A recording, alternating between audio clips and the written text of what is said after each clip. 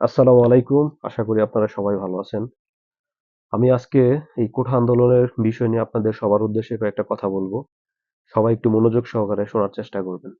বর্তমানে বাংলাদেশে কোঠা আন্দোলনের পরিস্থিতি এরকম একটা পর্যায়ে চলে গেছে, আপনারা যদি এই মুহূর্তে কেউ পিছু হাঁটেন, ঠিক আছে? তাহলে বাংলাদেশের পরিস্থিতি খুবই ভয়াবহ হবে। যারা এই আন্দোলনের মধ্যে অংশগ্রহণ করতেছে, মিডিয়াতে বা ফেসবুকে বা বিভিন্ন জায়গার মধ্যে যাদের ফটো বা যাদের আপনার লিস্ট আছে সরকারের কাছে, তাদের পরিস্থিতি খুবই খারাপ হবে। সো এখন বাংলাদেশের জনগণ যারা কোঠা আন্দোলনের মধ্যে নামছে, দলমত নির্বিশেষে এইখানে বিভিন্ন ধর্মের বিভিন্ন রঙের মানুষ এখানে আসছে, ঠিক আছে? সো আপনারা সবাই এই আন্দোলনটাকে সফল করার জন্য এখন একটাই উপায়, আন্দোলন আপনার কোঠা আন্দোলনের পক্ষ থেকে যেই ওরা যেই কথাটা বলছে যে কালকে আপনারা গণভবন গণভবনের দিকে উদ্দেশ্য হওয়ার জন্য রওনা হবেন।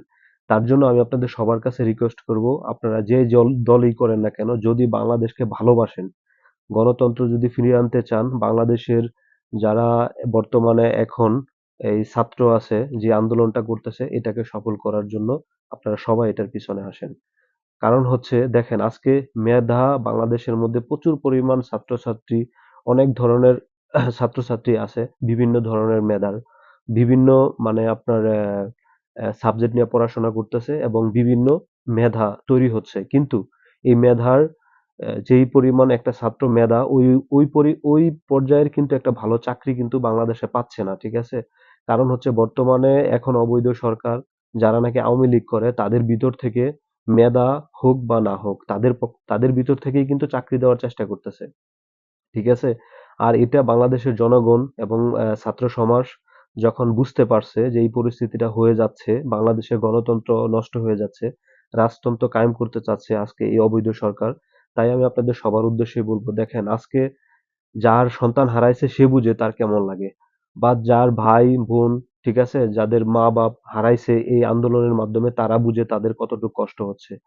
তাই আপনাদের সবাইকেই বলবো, আইন শৃঙ্খলা বাহিনী যারা আছেন সবাইকেই বলবো, দেখেন দেশের উদ্দেশ্যে বা দেশের পক্ষে সবাই কাজ করেন, একটা ব্যক্তির পক্ষে আপনারা কাজ করেন না।